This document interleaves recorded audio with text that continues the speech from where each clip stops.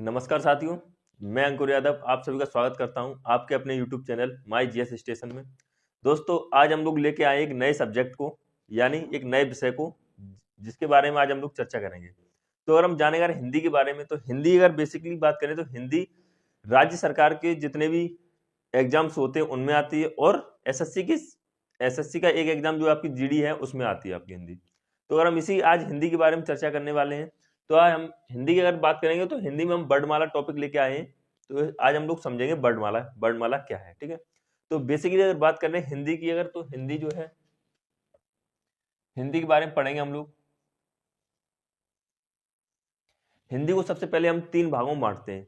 हिंदी को अगर पढ़ने के आधार पर देखें तो हम लोग तीन भागों में बांटते हैं, जिसमें सबसे पहले आता है आपका साहित्य,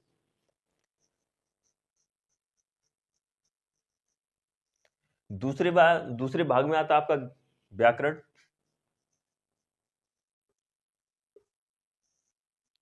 और तीसरे भाग में आता है आपका शब्दकोश।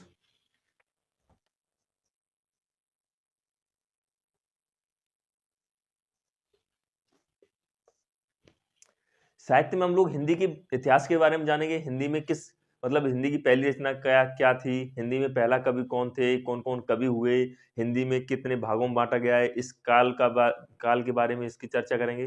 तो इतिहास के बारे में हम लोग जानेंगे ये सब।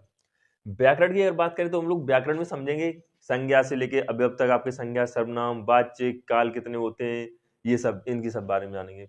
और शब्दकोश की अगर बात करें तो शब्दकोश में आपको जैसे विलोम शब्द हो गया, पर्यायवाची शब्द हो गए, अनेकार्थी शब्द हो गए, इन सब के बारे में हम लोग शब्दकोश में जानेंगे। तो आज हम लोग जो टॉपिक लेके आए हैं वो है हमारा वर्णमाला। तो वर्णमाला की अगर बात करें तो सबसे पहले वर्णमाला दिखते हैं।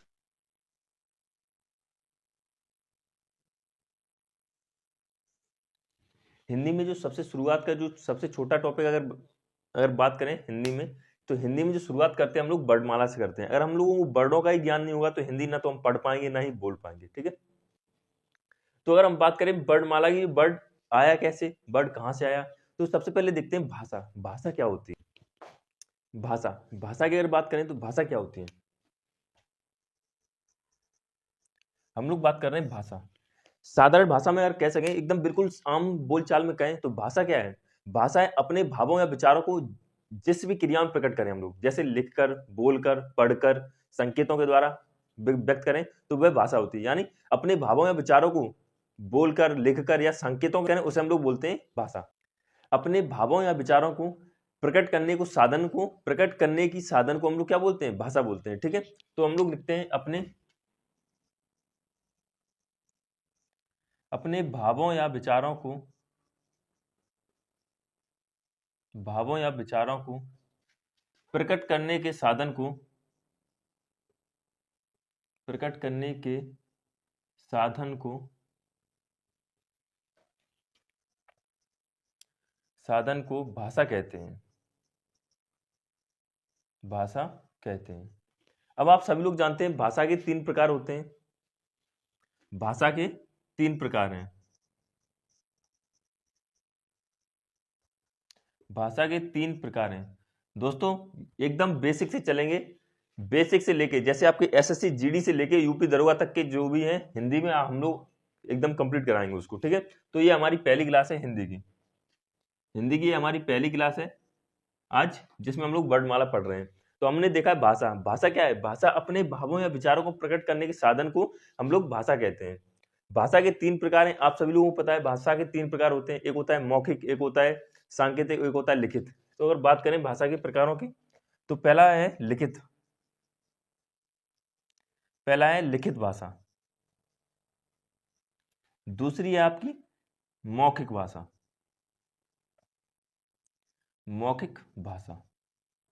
और तीसरी है आपकी सांकेतिक भाषा। जब हम लोग साहित्य पढ़ेंगे तब हम आपको पूरी एक टॉपिक आपके जो है साहित्य में भाषा का, उसमें हम लोग पूरा डिस्कस करेंगे भाषा में। अभी हम लोग सिर्फ वर्णमाला में समझेंगे वर्णमाला में जो भाषा का क्या इंपॉर्टेंट रोल है। ठीक है, तो हम लोग देखा लिखित भाषा। अगर लिखित भाषा की बात करें तो भाषा हम अपने भावों या विचारों को लिखकर जो प्रकट करते हैं उसको हम लोग क्या बोलते हैं? लिखित भाषा। जैसे मैं जितना भी जो कुछ भी आपको बोर्ड पे लिख रहा हूँ वो सब क्या है? लिखित भाषा है। जैसे हम लोग किसी के लिए पत्र लिखते हैं, एप्लीकेशन लिखते हैं, तो वो सब क्या है? शिकायत के लिए हम लोग पत्र लिखते हैं वगैरह, ये सब क्या है? ये सब लिखित भाषा है। ठीक है, अगर हम मौखिक भाषा की बात करें तो मैं अभी जो आप लोगों को बोल के समझा रहा हूँ ये सब मौखिक है। हम लोग आपस में बातचीत करते हैं, दो इंसान आपस में बातचीत करें या कोई जनसभा को संबोधित करता है, वो सब क्या है, ये मौखिक भाषा है। अगर हम सांकेतिक भाषा की बात करें तो सांकेतिक भाषा जो इंसान एक इंसान को दूसरे इंसान से संकेत में समझाए, जैसे किसी को भौं चला रहा है, ठीक है, ये कह रहा है इधर आओ, ऐसे बोलो, या मैं बोलूँ आपसे किसी से कि मेरे लिए पानी लेके आओ, तो मैं क्या कहूँगा, ऐसे पानी लेके आओ। या कोई भी किसी को इशारा करे या कुछ भी करे या बुलाए पुकारे या दूर जाने के लिए, उसे क्या बोलते हैं, सांकेतिक भाषा, ठीक है। अब भाषा को लिखने के लिए लिपि का प्रयोग करते हैं, तो अब लिपि क्या होती है इसे समझते हैं हम लोग। लिपि क्या है, इंग्लिश में इसको बोलते हैं स्क्रिप्ट। लिपि क्या है, लिपि क्या है, किसी भी भाषा को लिखने के लिए जिन चिन्हों का हम लोग प्रयोग करते हैं उसे हम लोग बोलते हैं लिपि, ठीक है। तो लिपि की डेफिनेशन क्या है, किसी भी भाषा को, देखो दोस्तों हम लोग सबसे सिंपल डेफिनेशन लेके आया हूं मैं, शायद इससे सिंपल डेफिनेशन ना मिले। किसी भी भाषा को लिखने के लिए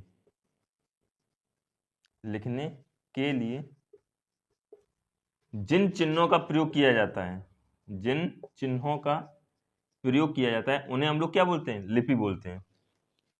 जिन चिन्हों का प्रयोग किया जाता है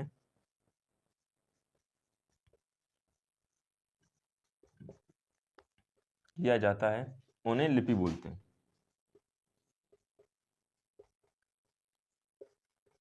लिपि बोलते हैं या लिपि कहते हैं, ठीक है। अगर हम बात करें लिपि की, हमारी हिंदी भाषा की, अब देखिए जितनी भी भाषाएं उन सबकी कोई ना कोई आपकी लिपि होगी। तो अगर हम बात करें हिंदी भाषा की, तो हिंदी भाषा की हमारी देवनागरी लिपि है, ठीक है। हिंदी की अगर बात करें तो हिंदी की देवनागरी लिपि है। अगर हम बात करें भारत में क्या सिर्फ देवनागरी लिपि बोली जाती है, तो भारत में आपकी बहुत सारी लिपियां बोली जाती हैं। जैसे आपकी देवनागरी लिपि के अलावा आपकी गुरमुखी हो गई, अरबी फारसी लिपि हो गई, अरबी हो गई, जिसमें उर्दू वगैरह आ जाती है, रोमन लिपि हो गई, ठीक है। तो आपकी अन्य, अगर हम अन्य की बात करें भारत में बोली जाने वाली लिपियों की, तो आपकी हो गई गुरुमुखी, रोमन हो गई, ठीक है, आदि।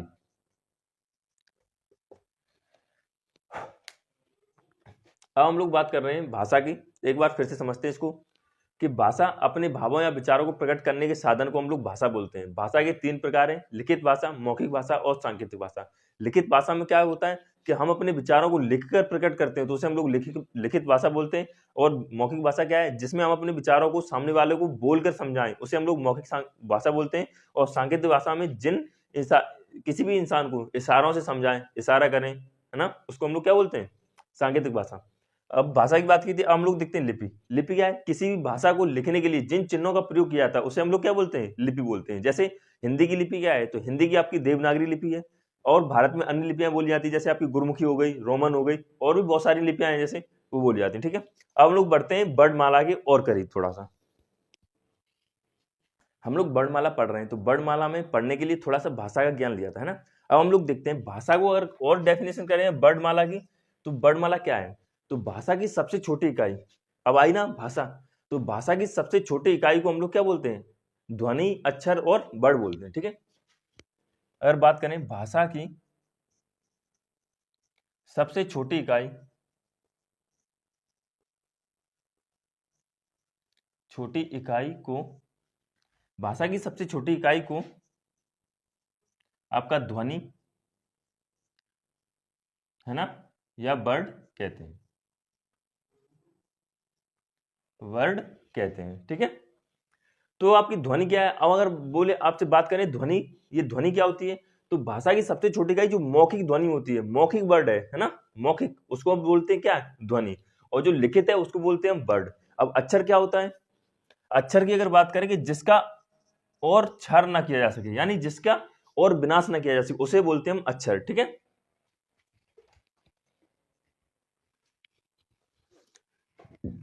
अब हम लोग बात करते हैं वर्डों की, ठीक है। तो देखो हम लोग क्या पढ़ा, भाषा की सबसे छोटी इकाई को वर्ड या ध्वनि कहते हैं, है ना। अगर हम बात करें वर्ड की, तो वर्ड क्या होता है दोस्तों, तो वर्डों की अगर बात करें तो वर्डों के व्यवस्थित समूह को हम लोग वर्णमाला कहते हैं। हम लोग उसी टॉपिक पे धीरे धीरे धीरे आ रहे हैं, है ना। तो वर्णों के व्यवस्थित समूह को, वर्णों के व्यवस्थित समूह को व्यवस्थित समूह को वर्णमाला कहते हैं। समूह को वर्णमाला कहते हैं, वर्णमाला कहते हैं। अब हम लोग बात कर रहे हैं वर्णों की, तो वर्णमाला और वर्ण क्या है। अब वर्णमाला की अगर बात करें तो वर्णों के व्यवस्थित समूह को हम लोग वर्णमाला कहते हैं, ठीक है। अगर हम वर्णों की बात करें तो वर्णों के दो भेद हैं, वर्णों के दो प्रकार हैं। कौन कौन से? एक आपका स्वर है और एक आपका व्यंजन है। अगर हम वर्णों की बात करें तो हिंदी वर्णमाला में 52 वर्ण हैं। कुल वर्ण कितने हैं हिंदी में? कुल वर्ण हैं आपके 52, ठीक है। कुल वर्ण आपके 52 हैं, जिसमें से 13 आपके स्वर हैं और 39 आपके व्यंजन हैं। 13 में आपके 11 + 2 हो जाते हैं ये, और 39 व्यंजनों में आपके अभी आपको बताएंगे, जैसे स्पर्श व्यंजन होगा आपका, अंत्यस्थ व्यंजन हो गया, ऊष्म व्यंजन हो गया, संयुक्त व्यंजन हो गया, उच्छिष्ट व्यंजन हो गया। इनके बारे में अभी हम लोग चर्चा करेंगे, ठीक है। अब हम लोग बात करते हैं स्वर की। स्वर क्या होते हैं? इंग्लिश में इन्हें वोवेल्स बोलते हैं, हिंदी में इन्हें स्वर बोलते हैं, ठीक है। इंग्लिश अगर अल्फाबेट की बात करें तो 26 टोटल अल्फाबेट हैं, जिसमें से 5 आपके वोवेल्स हैं और 21 आपके कॉन्सोनेंट हैं। ऐसे ही हिंदी में आपके अगर स्वरों की बात करें तो 11 आपके स्वर हैं, लिखने के आधार पर 13 स्वर हैं आपके, और बोलने के आधार पर 10 स्वर हो जाते हैं आपके। और वर्णमाला में अगर व्यंजनों की बात करें तो आपके 39 आपके व्यंजन हो जाते हैं, ठीक है। अगर स्वरों की बात करें तो स्वर क्या होते हैं? बिना किसी की सहायता से, है ना, बिना किसी की सहायता से बोले जाने वाले वर्ड आपके क्या कहलाते हैं? स्वर कहलाते हैं। बिना किसी की सहायता से, बिना किसी की सहायता से बोले जाने वाले वर्ड, बोले जाने वाले वर्ड स्वर कहलाते हैं। स्वर कहलाते हैं। इनकी संख्या अलग अलग आधारों पे है। जैसे बोलने पे हम लोग 10 बोलते हैं, लिखने पे आपके आपके 13 हो जाते हैं, पढ़ने पे अगर देखें तो 11 ही हो जाते हैं, ठीक है। तो इनकी कुल संख्या की अगर बात करें तो 13 हो जाती है, ठीक है। इनकी कुल संख्या 13 है। कौन कौन सी संख्या है देखते हैं हम लोग। बहुत से बच्चों को तो वर्णमाला आती नहीं होगी, मैं गारंटी दे रहा हूँ। जो नए नए अभी कंपटीशन में आए होंगे उनको वर्णमाला लिखना नहीं आ रही होगी, वो भूल जा रहे होंगे, क्योंकि बचपन में पढ़ी थी उन लोगों ने। अगर हम बात करें वर्णमाला स्वर की, तो स्वर क्या होते हैं? आ इ ई उ ऊ रेसे ऋषि ए ऐ ओ औ और अंग ग, ठीक है। तो ये आपके पूरे 13 स्वर लिखे हुए हैं, जिसमें से अगर आप बात करें तो ये आपके अयुग्महा होते हैं। अयुग्महा, इन्हें स्वरों में काउंट नहीं किया जाता, यानी इन्हें स्वरों में गिना नहीं जाता है, ठीक है। ऋषि आपका, इसे हम लोग स्वरों की बात करें, जैसे हम थोड़ा सा स्वरों में समझ लेते हैं, तो हम लोग स्वरों को अगर बांटे तो स्वर 3 प्रकार से होते हैं आपके, ठीक है। पहले स्वर की बात करें ह्रस्व स्वर, फिर आता है आपका दीर्घ स्वर और प्लुप्त स्वर। ये मात्रा के आधार पर है। आधार पर अगर बात करें स्वरों को, अगर कई तरह विभिन्न प्रकारों से बांटा गया तो इसे 5 प्रकार से बांटा गया है, ठीक है। मात्रा के आधार पर स्वरों को 3 भेद है, जिसमें आपका हम पढ़ रहे हैं दीर्घ स्वर, पहले पढ़ते हैं ह्रस्व स्वर, फिर दीर्घ स्वर और लास्ट है प्लुप्त स्वर। प्लुप्त स्वर कोई स्वर नहीं है, ठीक है, एक आवाज है। जैसे मान लीजिए किसी चीज को खींच दें हम, जैसे मैंने बोला राम श्याम ओम, तो ये सब क्या है?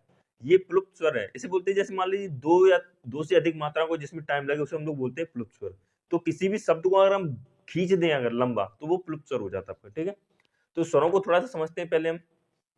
अयुग्महा है, जिसमें आपका एक विसर्ग है और एक अनुस्वार है, ठीक है। तो ये आपका अनुस्वार है, ये आपका विसर्ग है। इसमें से हम देखते हैं ये आपके संयुक्त स्वर हैं। ये कौन से स्वर हैं? ये आपके संयुक्त स्वर हैं। संयुक्त अक्षर पढ़े होंगे आपने, संयुक्त स्वर भी पढ़ लीजिए आज। संयुक्त स्वर हैं आपके, ठीक है।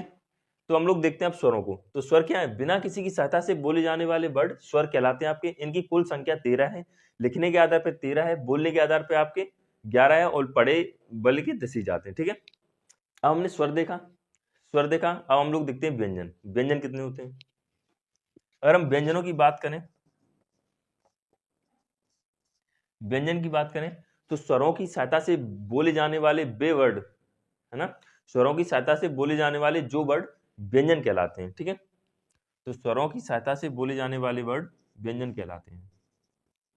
स्वरों की सहायता से, स्वरों की सहायता से बोले जाने वाले वर्ड, बोले जाने वाले वर्ड, जाने वाले वर्ड व्यंजन कहलाते हैं, आपके व्यंजन कहलाते हैं। ठीक है, अब व्यंजनों की बात करें तो व्यंजन कुल 39 है। कुल व्यंजन कितने हैं आपके? 39 है, जिसमें से आपके स्पर्श व्यंजन होता है आपका। स्पर्श व्यंजन कौन से, मैं आपको भी बताऊंगा। स्पर्श व्यंजन आपके 25 है। उसके बाद बात करें तो आपके अंत्यस्थ व्यंजन होते हैं। अंत्यस्थ व्यंजन, अंत्यस्थ व्यंजनों की बात करें तो ये 4 होते हैं। ऊष्म व्यंजन है आपके, ऊष्म व्यंजन ये भी आपके 4 हैं। संयुक्त व्यंजन की बात करें, संयुक्त व्यंजन ये भी आपके 4 हैं। उच्छिष्ट या द्विगुण व्यंजन की बात करें तो ये आपके 2 व्यंजन है। ठीक है, उच्छिष्ट, उच्छिष्ट या द्विगुण व्यंजन, द्विगुण व्यंजन ये भी आपके, ये आपके 2 हैं। तो इस तरह से आपके कुल 39 आपके व्यंजन हो जाते हैं। ठीक है, अब हम लोग बात करते हैं स्वरों को एकदम विस्तार से देखते हैं। तो पूरी वर्णमाला को हम लोग एक एक अच्छे से टॉपिक पढ़ेंगे। स्वरों को, स्वर क्या होते हैं, अब देखिए एक बार फिर से। बिना किसी की सहायता से बोले जाने वाले वर्ड स्वर कहलाते हैं। इनकी कुल संख्या 13 है। जैसे मैंने आपको बताया, आ इ ई उ ऋषि, ए आई ओ औ अंग है। ठीक है, अंग की बात करें तो ये अयोग बहा है, और ए आई ओ की बात करें तो ये संयुक्त स्वर है। फिर हमने पढ़े व्यंजन। व्यंजन क्या होते हैं? स्वरों की सहायता से बोले जाने वाले वर्ड व्यंजन कहलाते हैं आपके। इनकी कुल संख्या 39 है। स्पर्श व्यंजन की बात करें तो 25 है। अंत्यस्थ व्यंजन की बात करें तो 4 है। उस व्यंजन की बात करें तो ये भी 4 है, और संयुक्त व्यंजन की बात करें तो ये भी 4 है, और द्विगुण उच्छिष्ट व्यंजन की अगर बात करें तो ये आपके ये 2 हैं। ठीक है, अब हम लोग बात कर रहे हैं स्वरों की। तो स्वरों का वर्गीकरण देखते हैं हम लोग, स्वरों का वर्गीकरण। ठीक है, स्वरों का वर्गीकरण।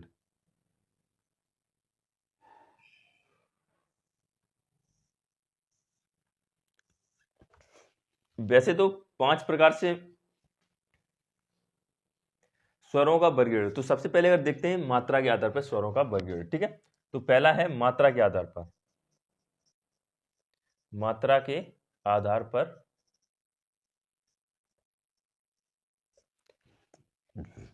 मात्रा के आधार पर स्वर, स्वरों का वर्गीकरण। मात्रा के आधार पर स्वर 3 प्रकार से हैं। ठीक है, मात्रा के आधार पर स्वर 3 प्रकार के हैं, 3 प्रकार के हैं। नेक्स्ट बात करते हैं हम लोग मुख के आधार पर स्वरों का। तो मुख के आधार पर,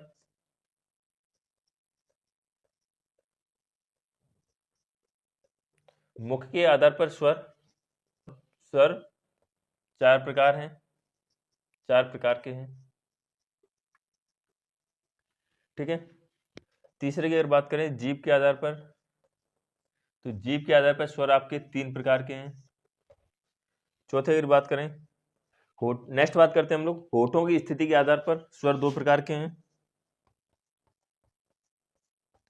होठों की स्थिति के आधार पर स्वर 2 प्रकार के हैं आपके। पांचवा देखिए, पांचवे की अगर बात करें हम लोग हवा के नाक व मुंह से निकलने के आधार पर, हवा के नाक व मुंह से निकलने के आधार पर ये 2 प्रकार के हैं। छठवें की अगर बात करें हम लोग तो घोष, घोष के आधार पर, यानी घोष तत्व के आधार पर अगर बात करें तो घोष तत्व के आधार पर, घोष तत्व की अगर बात करें तो सभी स्वर आपके सघोष हैं। ठीक है, घोष तत्व के आधार पर सभी स्वर सघोष हैं, तो इसलिए इसको बोलते हैं सभी स्वर क्या है आपके, सभी स्वर सघोष हैं, सघोष हैं। अब हम लोग बात करेंगे इनके। मैंने स्वरों का वर्गीकरण किया है, जिसमें मैंने आपको बताया मात्रा के आधार पर स्वरों के 3 प्रकार से हैं, आपके ह्रस्व स्वर, दीर्घ स्वर और प्लुप्त स्वर। मुख के खुलने के आधार पर आपके 4 प्रकार से हैं, जैसे आपका समृद्ध स्वर होता है, अर्ध समृद्ध, विभ्रत स्वर और अर्ध विभ्रत स्वर होते हैं। ठीक है। जीभ के आधार पर आपके 3 है, अग्रभाग, पश्च भाग और मध्य भाग है आपका। होठों की स्थिति के आधार पर 2 है, जिसमें आपका होता है, एक होता है व्रतमुखी, मान लीजिए होठ जो है आपके व्रत की तरह यानी गोले की तरह, सर्किल की तरह हो जाते हैं, और एक होता है अव्रतमुखी, जिसमें जो भी स्वर बोले जाते हैं उनमें मुख जो होठ है ना वो गोला नहीं होते हैं। ठीक है। हवा के नाक व मुंह से निकलने के आधार पर आपके स्वर 2 प्रकार से हैं, एक होता है अनुनासिक, एक होता है निर्नुनासिक। ठीक है। और छठवें प्रकार है आपका सभी स्वर, मतलब घोष तत्व के आधार पर। तो घोष सभी हम लोग व्यंजन जब पढ़ेंगे तब समझेंगे। हवा के अनुसार, हवा जो एकदम जैसे मुंह से निकलती है, तो हवा जो है आपके नाक से निकलती है और मुंह से निकलती है, उसके आधार पर। तो सभी स्वर आपके सघोष हैं। तो हम लोग अब देखते हैं स्वरों का वर्गीकरण। वर्गीकरण में जैसे मैंने आपको बताया 6-7 प्रकार से आपके स्वरों को मैंने बांटा है। ठीक है। तो उसमें सबसे पहला आपका है मात्रा के आधार पर। तो मात्रा के आधार पर 3 प्रकार से आपको मैंने अभी बताया। मात्रा के आधार पर 3 प्रकार से आपके, पहला है ह्रस्व स्वर, पहला आपका ह्रस्व स्वर, दूसरा आपका दीर्घ स्वर और तीसरा है प्लुप्त स्वर। ह्रस्व स्वर की अगर बात करें तो ह्रस्व स्वर की डेफिनेशन क्या है, इसकी परिभाषा यह है कि जिन स्वरों को बोलने में हमें एक मात्रा या एक मात्रा से कम का भी समय लगता है, उसको हम लोग बोलते हैं ह्रस्व स्वर। ठीक है। तो जिन स्वरों को बोलने में या जिनका उच्चारण करने में, जिनका उच्चारण करते समय या उच्चारण करते समय एक मात्रा या उससे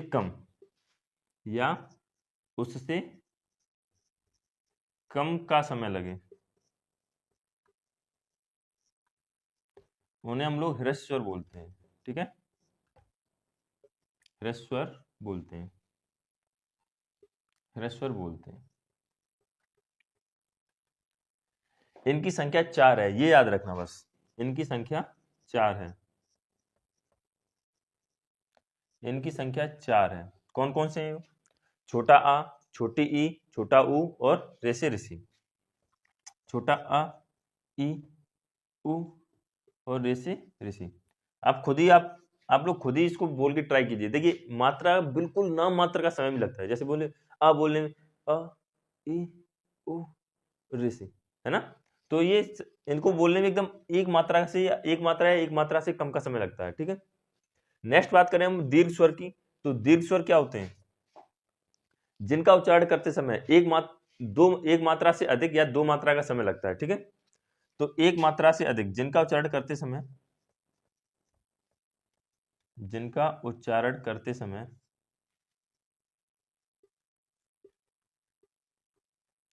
2 मात्रा का समय लगे, 2 मात्रा का समय लगे, उन्हें हम लोग दीर्घ स्वर बोलते हैं।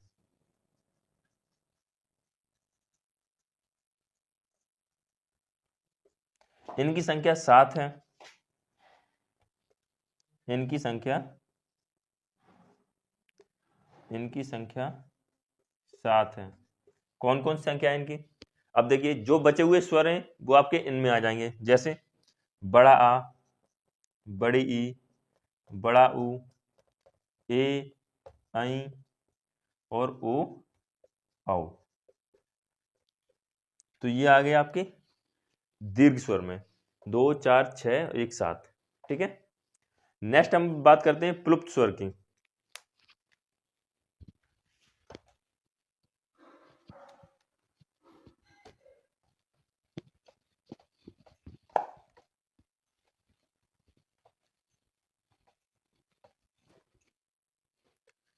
नेक्स्ट देखते हैं हम लोग प्लुप्त स्वर। तो प्लुप्त स्वर क्या होता है? जैसे मैंने आपको बताया ये कोई स्वर नहीं है, ये शब्द को या अक्षर को मतलब बीच में खींच दिया जाता है। जैसे मान लीजिए मैंने कोई शब्द बोला तो उसको बीच में खींच दूं, मैंने कहा ओम, तो शब्द को जितना खींच देंगे वही प्लुप्त स्वर है आपका। ठीक है। तो इसका अगर उच्चारण करते समय 2 मात्रा से अधिक का समय लगता है। इसका उच्चारण करते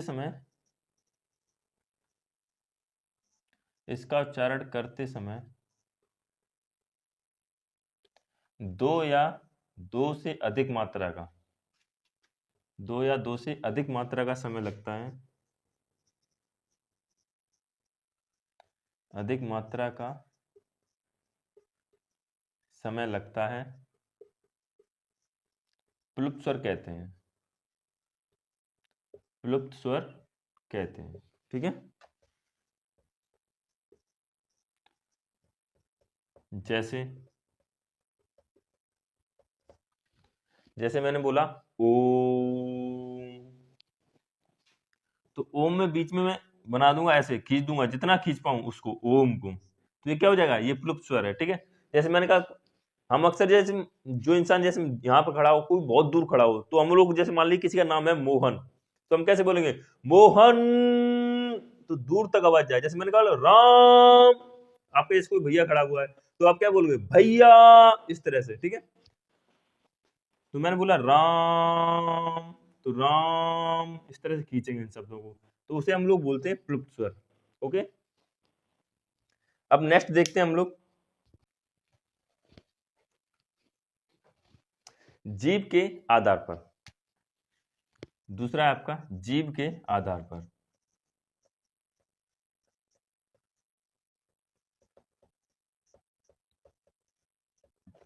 जीभ के आधार पर स्वरों को 3 भागों में बांटा गया है। इनको भी 3 भागों में बांटा गया है। कौन कौन से? एक है अग्रभाग, एक है पश्च भाग, एक है आपका अग्रभाग, एक है आपका मध्य भाग, और एक आपका पश्च भाग।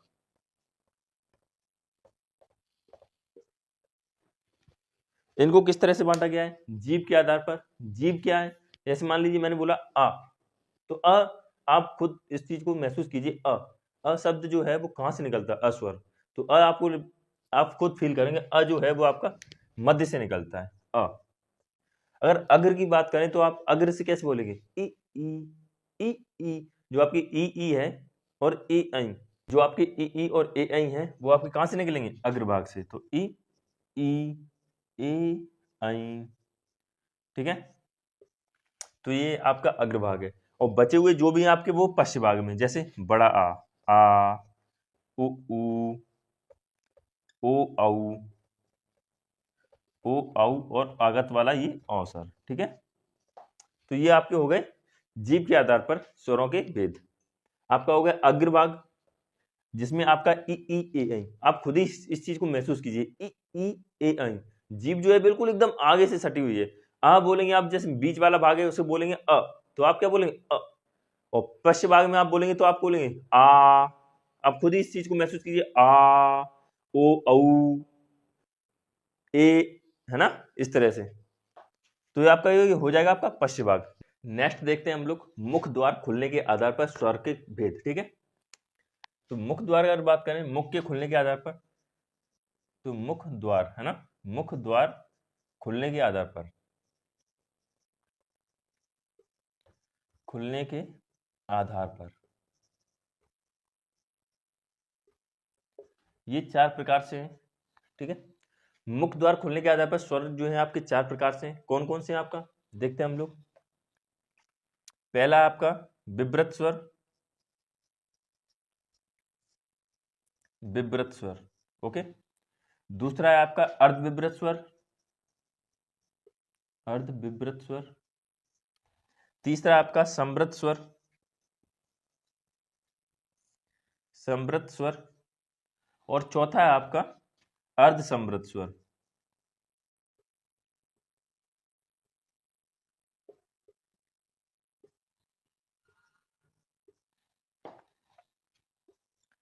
तो मुख द्वार खुलने के आधार पर ये 4 प्रकार से हैं। अब हम लोग इनको समझते हैं।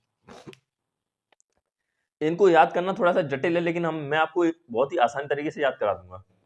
विव्रत स्वर अगर हम लोग अक्सर देखें क्लास में, एक थोड़ा सा है, तो अगर अक्सर क्लास में या गांव में लोग, अगर हम जैसे कोई ज्यादा बोलता है, बहुत ज्यादा बोलता है, तो लोग क्या कहते हैं, बड़े बुजुर्ग जो पुराने टाइम में वो लोग क्या कहते हैं, कैसे मुंह बाहर आया है ना, तो कैसे मुंह बाहर आए। तो विब्रत स्वर का मतलब क्या है, मुख जो है ना पूरा खुला हुआ है। जिन स्वरों को बोलते समय हम मुख क्या कर दें बेटा, पूरा खोल दें, उसको हम लोग बोलते हैं विब्रत स्वर। तो इसमें क्या आ जाएगा आपका आ, आप ट्राई कीजिए आ बोल के, तो मुंह कैसे आएगा आपका, पूरा खुल जाएगा आ। तो विब्रत स्वर में आपका क्या हो जाएगा आ, मुख क्या हो जाएगा आपका पूरा खुल जाएगा। अब आप देखिए यहाँ पे समृत स्वर, अगर समृत स्वर की बात करें तो समृत क्या है, मुख एकदम सा से समृत और सा से शांत। जो इंसान शांत होंगे ना एकदम धीरे धीरे बात करते हैं। जैसे मान लीजिए मुख एकदम क्या हो जाए, खुला बंद हो जाए, ठीक है, लगभग आपका मुख क्या हो जाए, लगभग लगभग आपका बंद हो जाए, है ना। इसमें आप देखिए लगभग लगभग जो स्वर बंद हो, मुख जो है ना वो बंद हो जाए, ऐसे स्वर कौन से होंगे, इसमें आपको आपका होगा ई और उ। आप खुद बोल के देखिए, आप ट्राई कीजिए आप इस चीज को ई और उ बोलने के लिए। तो आपको क्या हो जाएगा ई और उ। ऐसा लगेगा जैसे हम लोग मुंह खोला ही नहीं हमने, ठीक है। अगर आप बात करें आप अर्ध विब्रत की, अर्ध स्वर समृत की, तो अर्ध विब्रत में मुख जो है ना आधा बंद हो जाता है। ओके, तो आप इसे ट्राई कीजिए, मुख जो है आधा बंद हो जाता है, तो वो कौन से स्वर हो जाएंगे, अ ए ओ औ।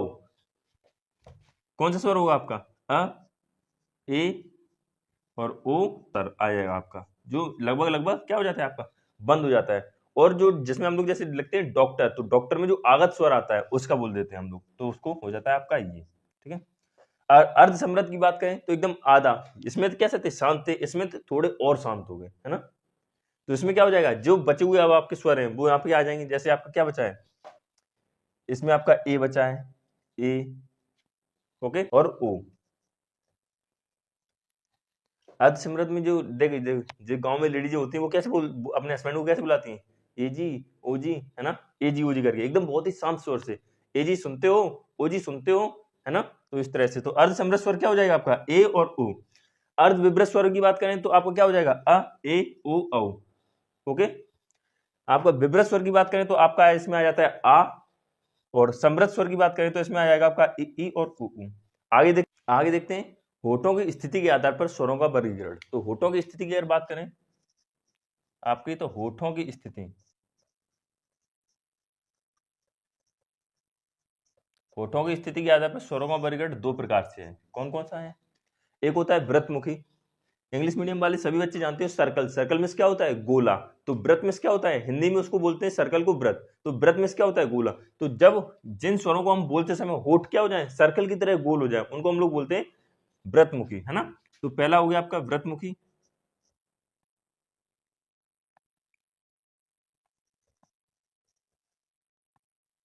और दूसरा हो जाएगा आपका अव्रतमुखी।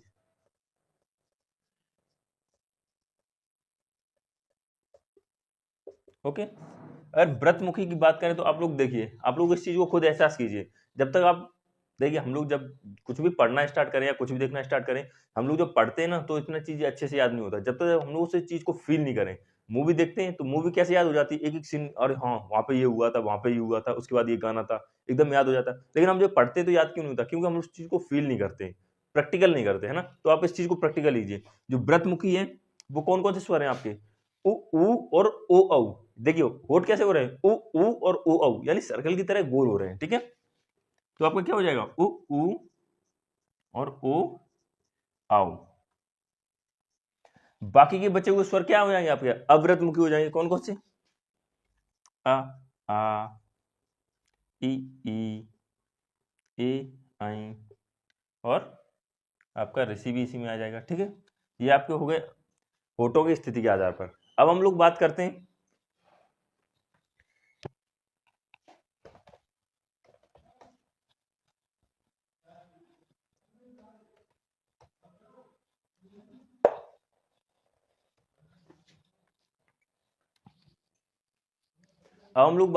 हवा के नाक व मुंह से निकलने के आधार पर।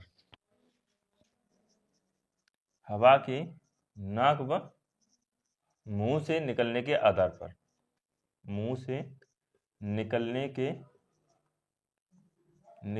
के आधार पर ये दो प्रकार से, ठीक है। एक आपका होता है आपका निर्नुनासिक, नुनासिक, और दूसरा है अनुनासिक, अनुनासिक।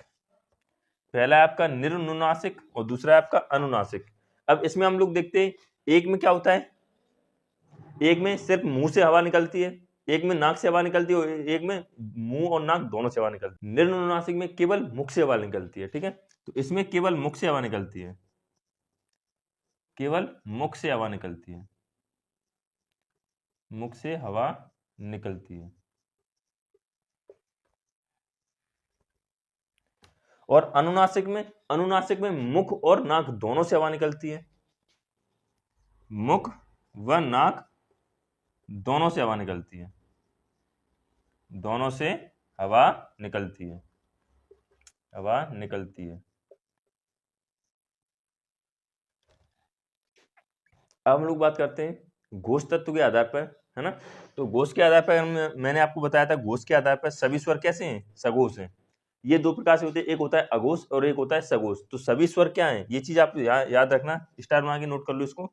सभी स्वर आपके, सभी स्वर आपके सघोष हैं, सघोष हैं।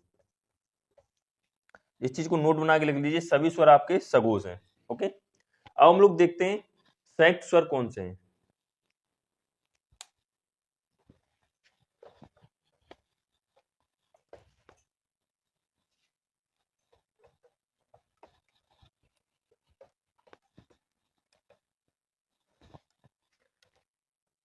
अभी हम लोग देखते हैं संयुक्त स्वर।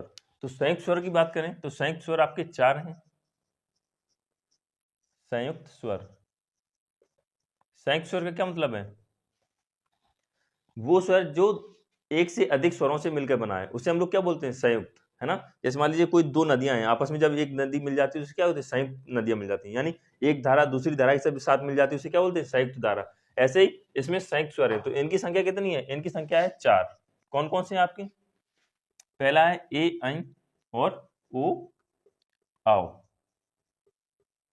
तो ये कौन कौन से स्वरों से मिलकर बने, इनको डिस्कस करते हैं। तो पहला है ए, तो ए क्या हो जाएगा आपका, अ प्लस ई। ओके, अ प्लस ई, तो इससे क्या बन जाता है आपका, ए।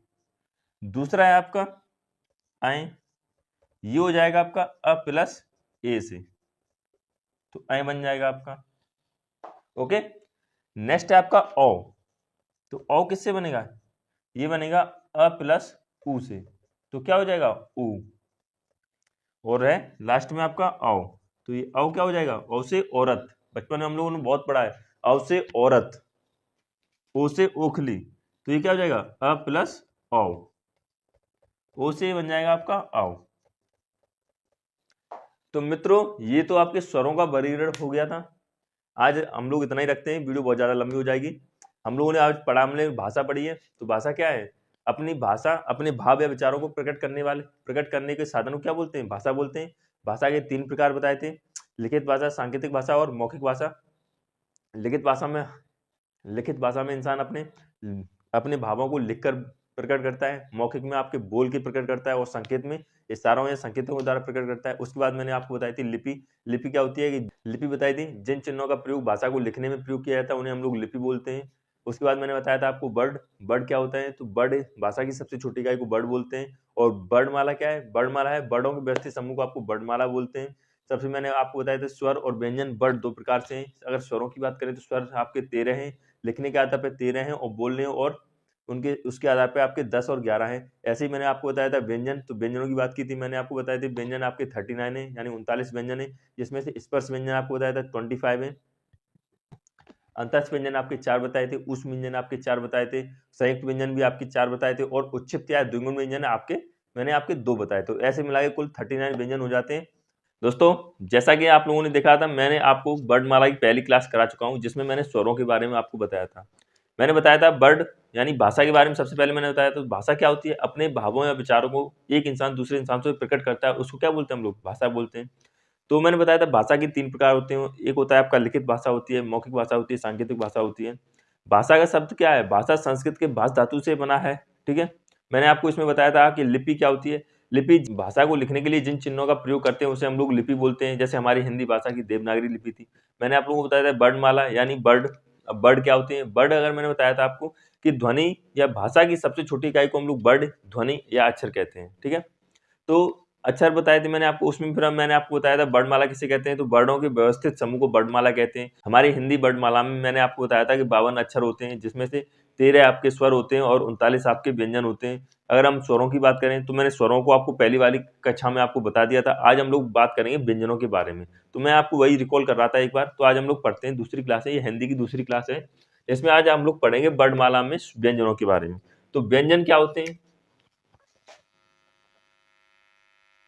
तो मैंने आपको स्वर बताए थे कि, तो हम लोग अब बात करें व्यंजन की। तो व्यंजन क्या है, जो स्वरों की सहायता से बोले जाते हैं उन्हें हम लोग बोलते हैं व्यंजन। ठीक है, तो अगर हम व्यंजनों की बात करें तो हमने बताया आपको जो स्वरों की सहायता से बोले जाते हैं, जो वर्ण स्वरों की सहायता से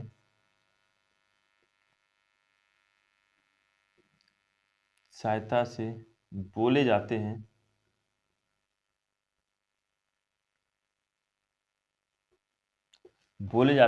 हम उन्हें क्या कहते हैं, व्यंजन कहते हैं। ठीक है, अगर हम व्यंजनों की बात करें तो व्यंजन, कुल व्यंजनों की अगर बात करें तो 33 व्यंजन होते हैं, जिसमें से 2 आपके उच्चित या द्विगुण व्यंजनों की बात करें तो ऐसे ही कुल मिला के आपके 35 हो जाते हैं, जिसमें से आपके फिर 4 आपके संयुक्त अक्षर मिल जाते हैं, संयुक्त व्यंजन मिल जाते हैं, तो 39 कुल भी अगर व्यंजनों की बात करें तो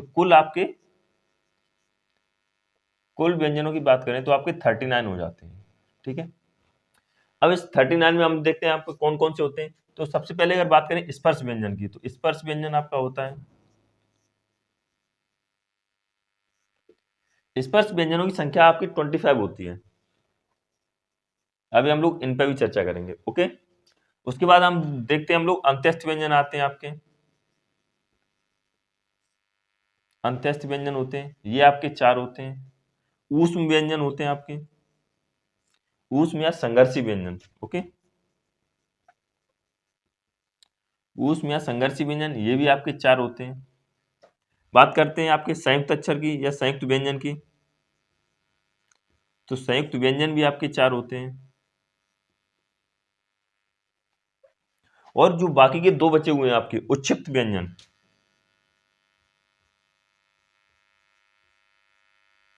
उच्छिप्त या द्विगुण व्यंजन, ये आपके 2 होते हैं। तो इस तरह से कुल इनको मिलाने के बाद हमको जो व्यंजन आते हैं वो आपके 39 व्यंजन हो जाते हैं। तो आज हम लोग उसी व्यंजनों के बारे में चर्चा करते हैं। ओके, सबसे पहले आज व्यंजन देखते हैं, कौन सा व्यंजन किस स्थान पर स्थित है।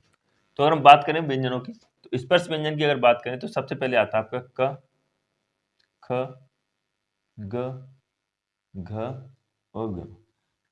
उसके बाद आता है आपका च, छ, ज, झ और ञ। ट, ठ, ड, ड़ और क। त, थ, द, ध और न। प, फ, व, भ और म। तो ये तो आपके हो गए स्पर्श व्यंजन। ओके, ये आपके हो जाएंगे आपके स्पर्श व्यंजन, इनकी संख्या आपकी 25 होती है। अगर हम बात करें वर्ड के पंचमाक्षर की या नासिक व्यंजन, तो ये जो आपके जो वर्ड के पंचमाक्षर हैं इसको हम लोग बोलते हैं नासिक व्यंजन। ठीक है, नासिक व्यंजन ये होते तो स्पर्श व्यंजन में ही, लेकिन इनको कभी कभी पूछ लिया जाता है तो इनकी संख्या कितनी है, तो इनकी संख्या भी हो जाती है आपकी 4।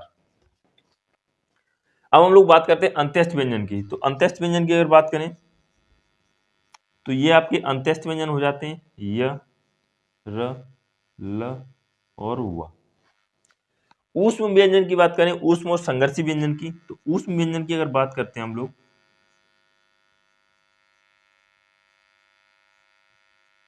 तो आता है आपका स, स, स और ह। उसके बाद बात करते हैं हम लोग उच्छिप्त व्यंजन की। उच्छिप्त और द्विगुण व्यंजन ये जो आपके दिख रहे हैं इन्हीं को हम लोग उच्छिप्त और द्विगुण बोलते हैं। बस फर्क इतना है कि इनके नीचे हम लोग बिंदु लगा देते हैं। ठीक है, तो अगर इनकी हम दोनों की बात करें तो ये हो जाएंगे आपका एक ये और ये हो गए आपके उच्छिप्त व्यंजन, उच्छिप्त व्यंजन। हम लोग बात करते हैं संयुक्त व्यंजन की। तो संयुक्त व्यंजन कौन से होते हैं,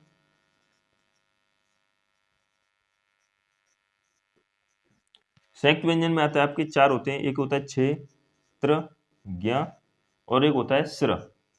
जिसमें हम लोग कभी कभी बोलते हैं, जैसे गांव देहात में आज भी बोलते हैं कि अपने पापा का नाम बताओ, तो हम लोग बोलते हैं श्री श्री फलाने सिंह, या माता जी के नाम पे श्रीमती लगाते हैं। इंग्लिश में बोलते हैं मिस्टर मिसेस, तो वो जो स्र आता है वो आपका ये होता है। अब इन्हें संयुक्त व्यंजन क्यों कहते हैं? क्योंकि ये दो व्यंजनों के मेल से बने होते हैं। ओके, ऊष्म संघर्ष क्यों होते हैं? क्योंकि जब हम लोग इनका उच्चारण करते हैं तो हमारे मुख से क्या निकलती है? ऊष्मा निकलती है, हल्की हल्की हवा निकलती है, गर्म हवा निकलती है, इसलिए इसे हम लोग क्या बोलते हैं? ऊष्म व्यंजन बोलते हैं। तो ये आपके आपके हो गए स्पर्श व्यंजन। ये आपके कुल मिला के 39 व्यंजन हो गए, जो कि आज हम लोग इनके बारे में चर्चा करेंगे। हम लोग देखते हैं इन्हीं के बारे में थोड़ा विस्तार में पढ़ते हैं। तो अगर हम देखें दोस्तों इनके बारे में, तो जो कब है ये क्या है? इसको हम लोग वर्ग बोलते हैं। क्या बोलते हैं इसको? वर्ग बोलते हैं। जैसे क वर्ग है तो क वर्ग में आपका आएगा क ख ग घ ञ।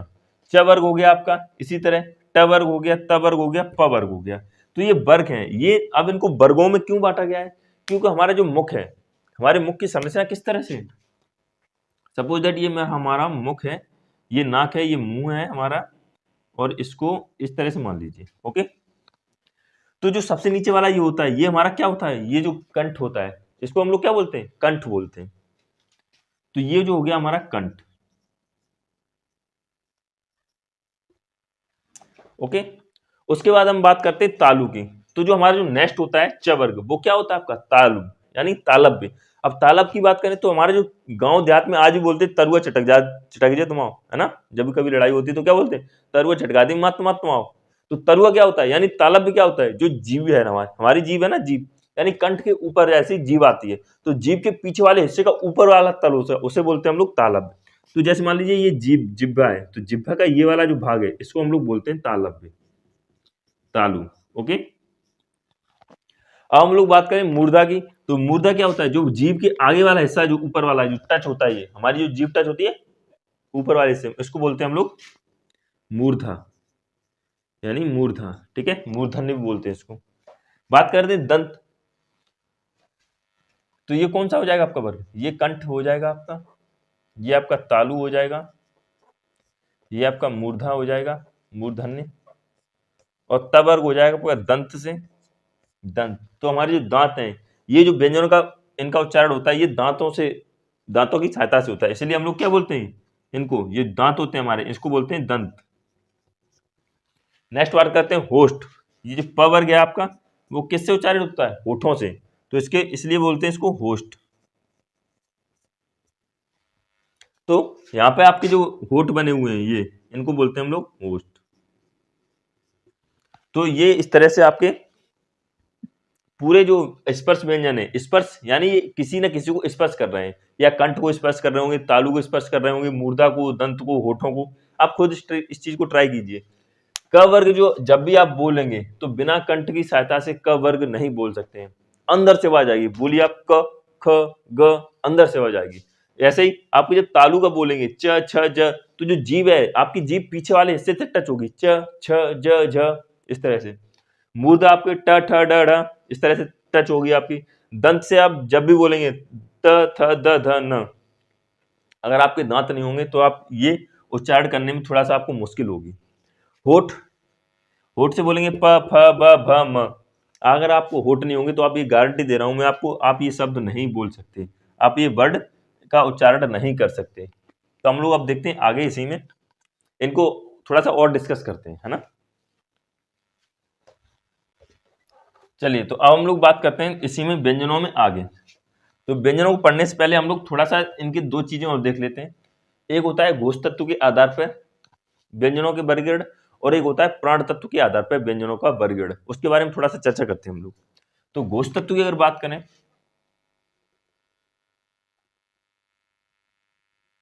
तो घोष तत्व के आधार पर इसको दो भागों में बांटा गया है।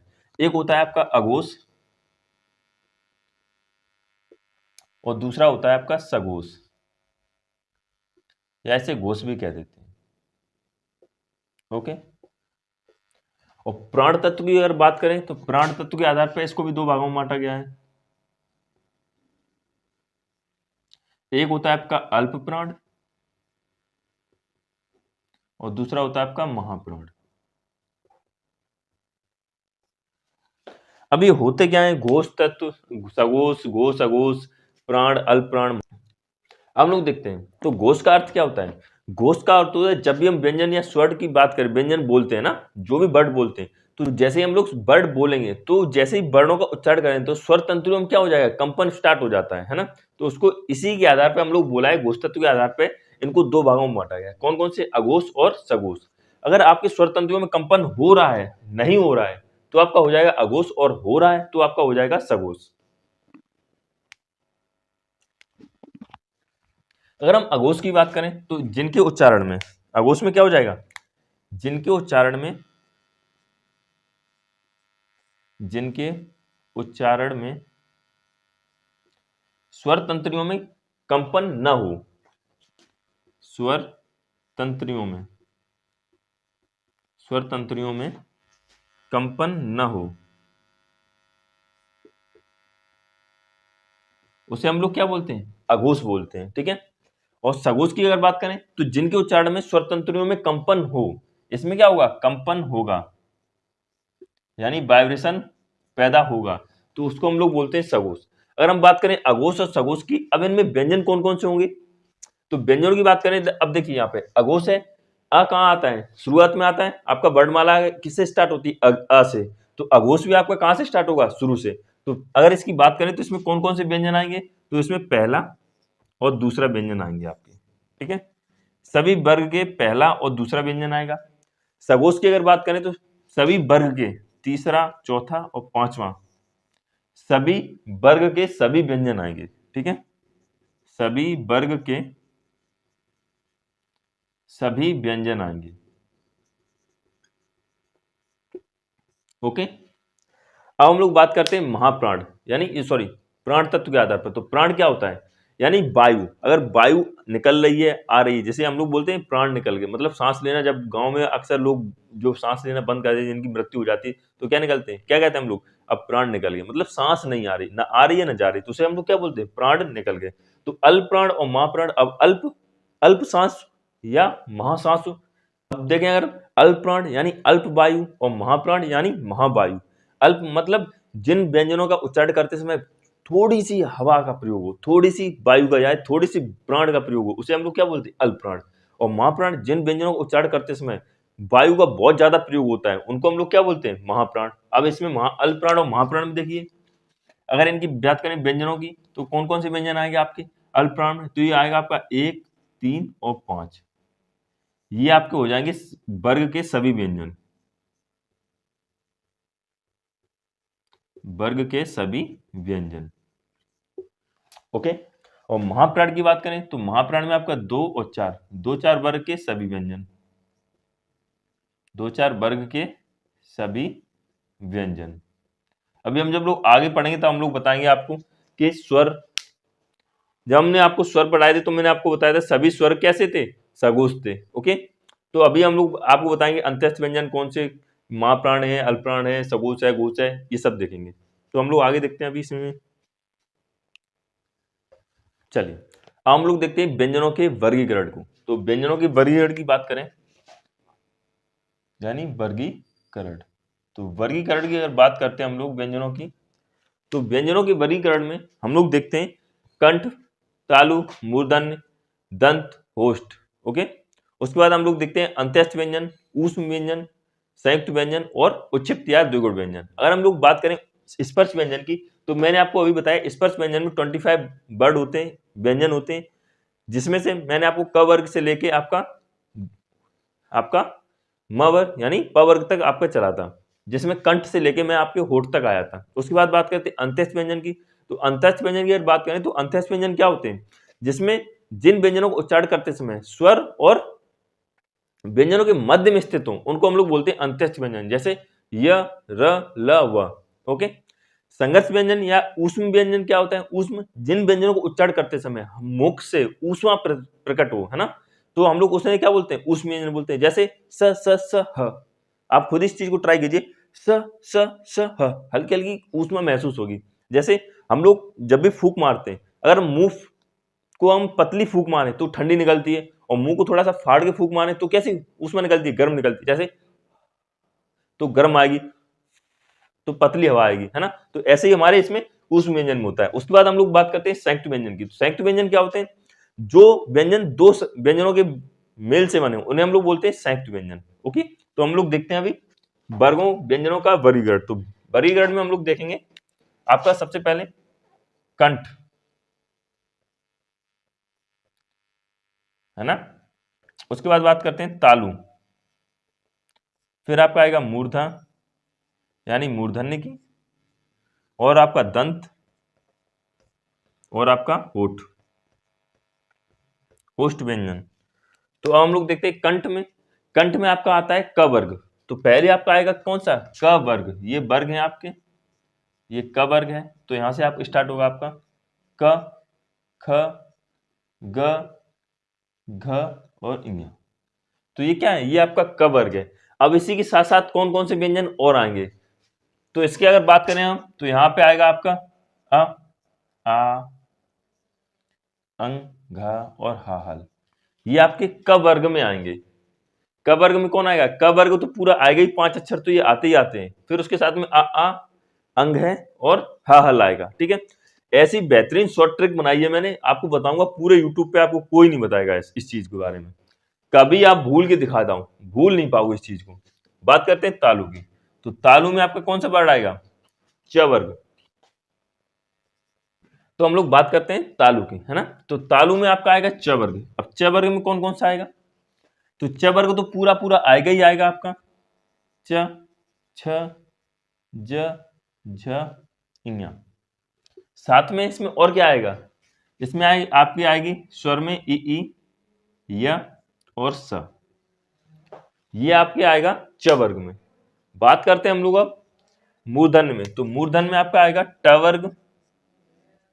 ट वर्ग तो आपका पूरा ही पूरा आएगा। उसके साथ साथ में आपका ऋषि, रे से ऋषि आएगा और र आएगा। ठीक है, तो ट, ठ, ड, ड़, ड प्लस आपका रे से ऋषि और स। ठीक है, अक्सर बच्चे इस चीज में कंफ्यूज रहते हैं बहुत ज्यादा कि पहले ये ड आएगा या ये ड आएगा। तो मैं आपको बता दूं, पहले आपका ये आएगा। अब ये देखिए, पहले मैथ में क्या आता है? पहले 5 आता है ना, उसके बाद 6 आता है ना। तो इसका जो स्वरूप है वो किस तरह से आता है? 5 की तरह। और इसका स्वरूप कैसे आता है? 6 की तरह। जैसे अक्सर लोग ऐसे बनाते हैं इसको, 6 की तरह।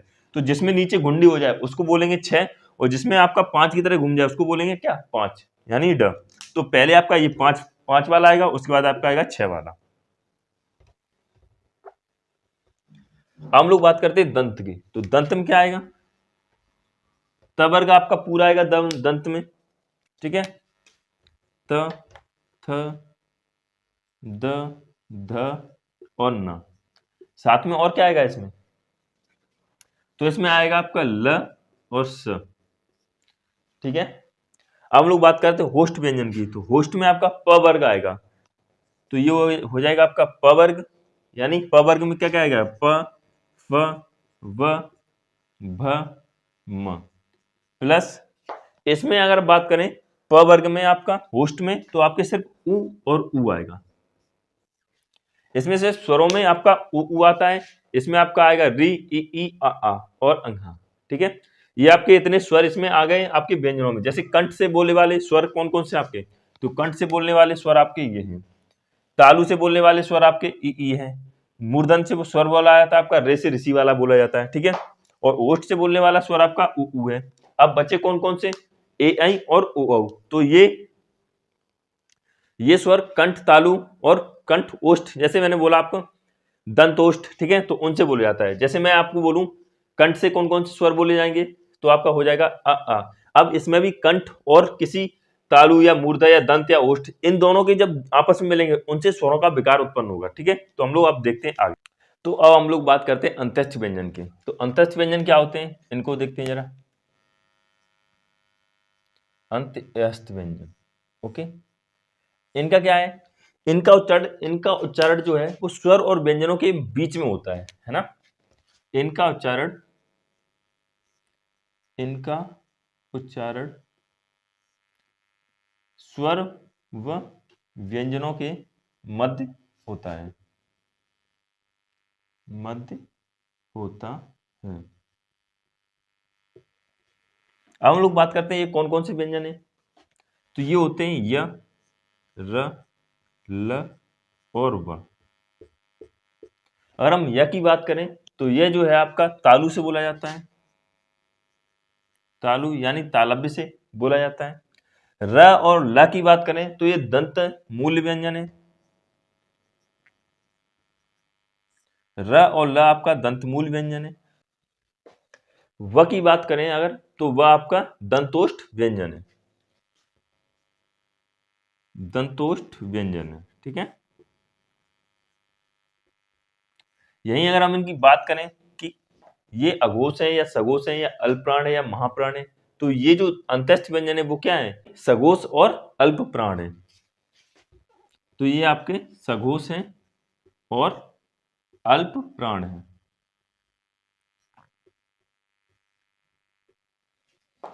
अब हम देखते हैं य और व जो है आपके अर्ध स्वर कहे जाते हैं। य और व आपका अर्ध स्वर बोला जाता है, अर्ध स्वर बोला है। जैसे हम लोग बोलते हैं कभी कभी कौवा, तो कौवा में कौ आ भी लिख देते हैं और कौ बा भी बना देते हैं, है ना। तो य और व आपका अर्ध स्वर है। र और ला की अगर बात करें तो र आपका क्या है, ल। ल आपका पार्श्विक है। तो अब हम लोग बात करते हैं ऊष्म या संघर्षी व्यंजन की। तो ऊष्म या संघर्षी व्यंजन क्या होते हैं, इनको समझते हैं हम लोग। ऊष्म व्यंजन, ऊष्म या संघर्षी व्यंजन, ये व्यंजन क्या होते हैं, जब भी हम इन व्यंजनों का उच्चारण करते हैं तो मुख से वायु जो है वो कहीं ना कहीं घर्षण होती है, यानी टकरा के जब बाहर निकलती है तो वो उसमें हल्की सी ऊष्मा आती है ना। तो जो ऊष्मा जो आती है ना उसी को हम लोग क्या बोलते हैं, ऊष्म व्यंजन। तो इसी में ऊष्म व्यंजन आते हैं। अब ये कौन कौन से होते हैं, ये होते हैं आपके स स स ह। इनकी संख्या कितनी होती है, इनकी संख्या 4 होती है आपकी। कौन कौन से होते हैं, स स स और ह हल। अगर हम इनकी बात करें तो इन्हें कहीं ना कहीं से तो उच्चारित किया जाता होगा ना। तो ये स है जो वो कहां से उच्चारित होता है, आपका तालु से, तालु से। अगर इस स की बात करें आपका तो ये स जो है आपका कहां, मूर्धा से उत्पन्न होता है, मूर्धन्य से उत्पन्न हो रहा है आपका।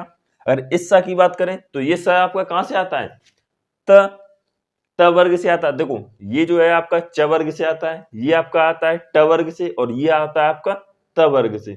तो त वर्ग कहां से आता है आपका, त वर्ग उच्चारित होता है आपका वर्तस्य से, वर्तस्य से। अगर हम हाहल की बात करें तो हाहल है वो कहां से उत्पन्न होता है, तो ये स्वर तंत्रियों से उत्पन्न होता है। ठीक है, स्वर तंत्रियों। अब आगे हम इन लोगों की अगर बात करें, इनमें आगे हम लोग बात करें तो अगर हम इनकी बात करें तो अब इन्हें महाप्राण और सघोष सघोष में और अल्पप्राण महाप्राण में अगर इनको विभाजित करें तो स जितने भी स हैं ये आपके हैं अल्प, ये आपके हैं अघोष प्लस महाप्राण। और हाहल की बात करें अगर हम तो हाहल जो है आपका वो है सघोष प्लस महाप्राण। आगे देखते हैं हम लोग संयुक्त व्यंजन। अगर संयुक्त व्यंजन की बात करें तो संयुक्त व्यंजन क्या होते हैं मित्रों, संयुक्त व्यंजन की अगर बात करें तो संयुक्त व्यंजन क्या होते हैं, दो वर्णों के मेल से, दो वर्णों के मेल से जो एक नया वर्ण उत्पन्न हो उसे हम लोग बोलते हैं संयुक्त व्यंजन। ओके, तो दो वर्णों के मेल से, दो वर्णों के मेल से बना नया वर्ण क्या कहलाता है, संयुक्त व्यंजन कहलाता है।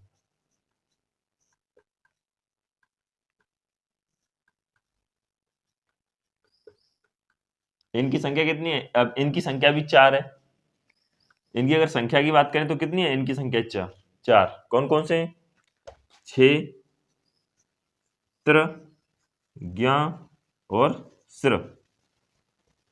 अगर इनको बात करें भी कौन कौन से वर्णों से मिलके बनते हैं तो हम देखते हैं पहले 6 को। तो 6 बनता है आपका आधा का प्लस 7 है, ओके। त्रा की अगर बात करें तो ये आधा ता प्लस रा से। ज्या की अगर बात करें तो ये बनता है आपका ज प्लस अणा से, ठीक है।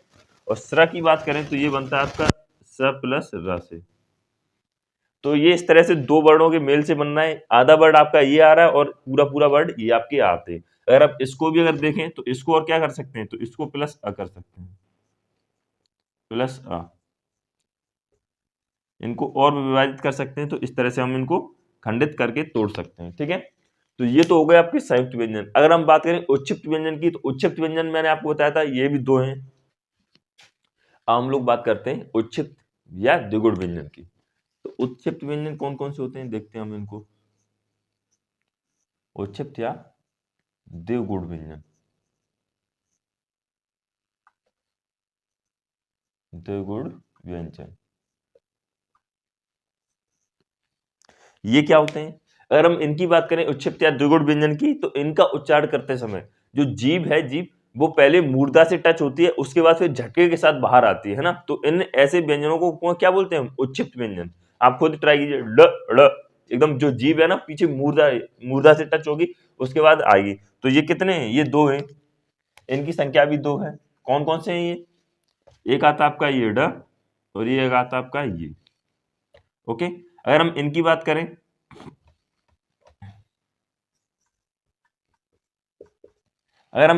करें, तो ये दोनों उच्चारित कहां से होते हैं, ये मूर्धा से उत्पन्न होते हैं, यानी मूर्धन्य से उच्चारित किए जाते हैं दोनों ये। और साथ ही अगर मैं सगोश या अघोष की अगर बात करें, तो ये दोनों ही क्या है आपके, ये दोनों ही आपके सगोश हैं। ये दोनों आपके क्या है, ये दोनों ही आपके सगोश व्यंजन है।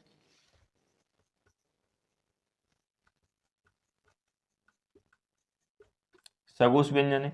और इनके अल्पप्राण तत्व के आधार पर अगर बात करें, तो एक इनमें से अल्पप्राण है और एक महाप्राण है। तो जो आपका ऊपर वाला है ये आपका अल्पप्राण है, और नीचे वाला है वो आपका महाप्राण है, ठीक है दोस्तों। तो ये तो आपके हो गए उच्छिष्ट या द्विगुण व्यंजन। अगर हम बात कर लेते हैं अब अयोग वाहक की, तो अयोग वाहक क्या होते हैं ये भी देख लीजिए आप।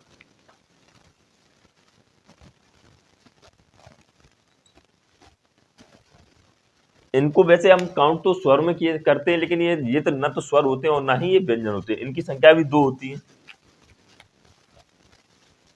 एक ये होता है और एक ये होता है। इसमें से ये क्या है, ये अनुस्वार है, अनुस्वार बोलते हैं इसको, और इसको बोलते हैं विसर्ग।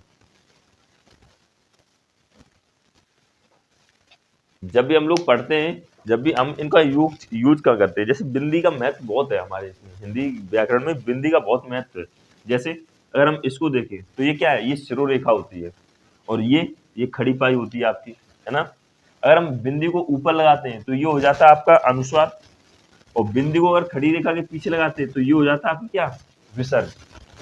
अगर हम आगे बिंदी लगाते हैं तो ये नुक्ता हो जाता है, और नीचे अगर बिंदी लगाते हैं तो ये पंचमाक्षर वाले जो भी है उनको बोलते हैं, ठीक है। तो ये तो हो गए आपके वर्णमाला, समाप्त हो गई आपकी। मैंने आपको बताया था। अब हम आप देखते हैं वर्णमाला में ट्रिक, यानी कैसे वर्णमाला को बहुत ही अच्छे से दो दो शब्दों में याद करें, वो ट्रिक देखते हैं हम लोग। वर्णमाला को ट्रिक के साथ कैसे याद करें। यूट्यूब पे पहली बार, मतलब पहली बार क्या, यूट्यूब पे ऐसी शायद आपने कभी ट्रिक ना देखी होगी, लेकिन मैं आपको वर्णमाला को ट्रिक से याद कराता हूँ, बहुत ही ट्रिक से याद कराऊंगा। आप ऐसी कभी आपने देखी नहीं होगी। तो ये हमारी वर्णमाला की पहली क्लास थी, पहली क्लास हो चुकी थी स्वरों की। अब ये हमारी वर्णमाला की दूसरी क्लास है, जिसमें हमने आपको व्यंजन बताए, ओके। तो अब हम देखते हैं वर्णमाला को ट्रिक के आधार पर। तो सबसे पहले हम लोग क्या बांटते हैं, तो सबसे पहले हम लोग क्या करेंगे, सबसे पहले हम लोग वर्णमाला को क्रमबद्ध लगाएंगे। तो वर्णमाला को क्रमबद्ध लगाने में क्या क्या आ जाता है, जैसे हमने आपको बताया था क वर्ग आता पहले, तो कंठ हो जाएगा आपका ये, ओके। तालु हो जाएगी आपकी, मूर्धन्य हो जाएगा यानी मूर्धा जिसे बोलते हैं, दंत हो जाएंगे आपके, और ओठ हो जाएंगे।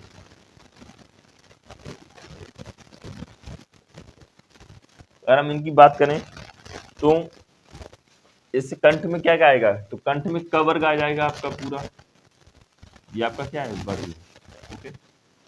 क वर्ग आता है, अभी बता रहे ट्रिक में, ट्रिक के साथ, है ना।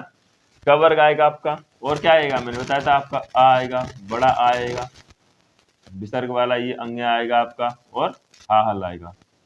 ओके, उसके बाद आता है आपका च वर्ग। तो च वर्ग में मैंने क्या क्या बताया था आपको, छोटी ई आएगी, बड़ी ई आएगी, या आएगा और सा आएगा ये वाला। उसके बाद मूर्धा बताया था, मूर्धा में आपका क्या आता है, ट वर्ग आता है। तो ट वर्ग आएगा प्लस षटकोण वाला सा आएगा प्लस रे से ऋषि आएगा। ओके, दंत में क्या आएगा आपका, त वर्ग आएगा पूरा प्लस ला आएगा आपका और सा आएगा। होठ में आपको बताया था, होठों से जो शब्दों को वर्णों का उच्चारण करते हैं वो होठ में क्या आएगा आपका, प आएगा प, और इसके साथ में क्या आएगा, उ आएगा। तो अब इनको हम लोग ट्रिक से देखते हैं। सबसे सिंपल ट्रिक है, देखिए, कंठ से कहा, कहा में क्या आया, कहा, ये विसर्ग आ गया। अब देखिए, कंठ से मैंने क्या बोला, क, तो क से आ गया पूरा आपका क वर्ग, हा हल आ गया आपका, और बड़े मतलब आ का डंडा लगाया तो आ और विसर्ग जो लगा हुआ विसर्ग आ गया। ठीक है, तो इसमें देखिए 3 और 4 5, यानी 5 में पूरे क वर्ग आ गया आपका, का से हा हल आ गया आपका छोटा आ, और ये विसर्ग जो लगाया, और बाकी आ के डंडे से आपका छोटा आ और बड़ा आ गया। ओके, अब बात करते हैं हम तालु की। तो तालु से मैंने क्या बनाया है, तालु से बनाया है च य सी।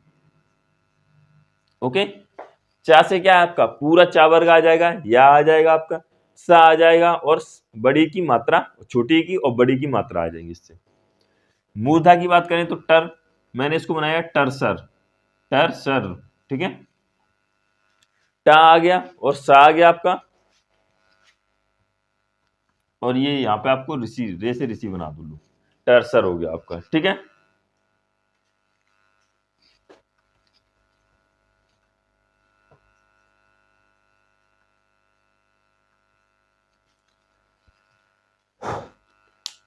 तो मूर्धा से मैंने बनाया टरसर। ठीक है, हम लोग क्या पढ़ते हैं, ऋषि को हम लोग कैसे पढ़ते हैं, र नीचे ऋषि पढ़ते हैं, जैसे हमने कृपा, तो कृ, तो री वाला इसमें आता है कृपा जैसे। ठीक है, अगर हम बात करें द की, दंत की, तो दंत से क्या बोलता है आपका, त वर्ग आता है पूरा, ला आ जाता है और सा आ जाता है, तो मैंने इसको बना दिया तलाश। ठीक है, अब चूंकि आ यहाँ नहीं पढ़ेंगे क्योंकि यहाँ पे आ चुका है आ, इसलिए मैंने इसको तलाश बना दिया। ठीक है, अगर होठ की बात करें, होठ से बोले जाने वाले, तो प वर्ग और प्लस उ, तो मैंने इसको बोल दिया पऊ। तो कहा, चैसी, टरसर, तलाश और पऊ। फिर से देखिए, कंठ से कहा, और तालु से चैसी आपका, मूर्धन से टरसर, दंत से तलाश और होठ से पऊ। ठीक है, इस चीज को ध्यान रखना। अब देखिए, अब कंठ, जैसे मान लीजिए हमने कंठ से और तालु से मिलकर कौन से शब्द बनता है, कौन सा वर्ड बनता है ना, मूर्धा से, कंठ, ओठ से कौन सा बनता है, इनको भी देखते हैं। तो सबसे पहले हम देखते हैं कंठ तालु, कंठ प्लस तालु, जिसे हम लोग बोलते हैं कंठ तालब्य। ओके, तो कंठ तालब्य से बनने वाला शब्द वर्ड कौन सा हो जाएगा आपका, ए आई, ए आई, ये संयुक्त स्वर भी हैं आपके। ओके, नेक्स्ट देखते हैं हम लोग कंठ ओष्ठ, कंठ के साथ बनता है, जुड़ता है आके होठ। ठीक है, तो कंठोष्ठ, तो ये क्या आ जाएगा आपका, ओ औ, तो ये हो जाएगा आपका ओ और औ। नेक्स्ट अगर हम बात करें दंतोष्ठ की, तो द और प्लस होष्ठ से मिलके बनता है दंतोष्ठ, द और होष्ठ, द दंत प्लस होष्ठ से मिलके बनता है दंतोष्ठ, तो वो उसमें आ जाएगा आपका व, दंत प्लस होष्ठ, इसमें क्या आ जाएगा आपका व। और आपके बचे हुए हैं आपके नासिक, यानी वर्ड के पंचमाक्षर। अगर नासिक के पंचमाक्षर की बात करें तो वो आपके हो जाते हैं आपके पूरे वर्णमाला के, ये हो गया ड, ड, ड, न और म, इनको हम लोग बोलते हैं वर्ण पंचमाक्षर, नासिक व्यंजन या पंचमाक्षर।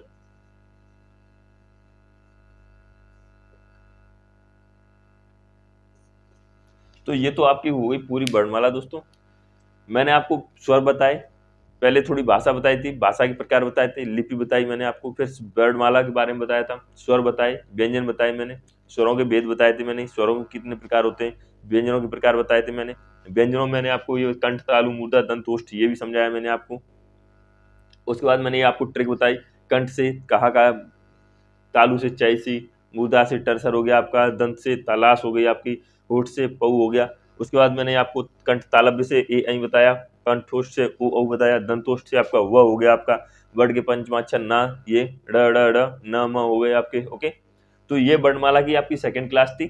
थर्ड क्लास की जरूरत नहीं पड़ेगी, फर्स्ट और सेकंड क्लास में ही आपकी पर्याप्त है। वर्णमाला इससे अधिक तो शायद नहीं पूछा जाता है। अब रही बात क्वेश्चनों की, तो क्वेश्चन आप खुद से प्रैक्टिस कर सकते हैं। ओके, क्लास अगर अच्छी लगी हो तो सेशन को लाइक करें। थैंक यू, जय हिंद दोस्तों।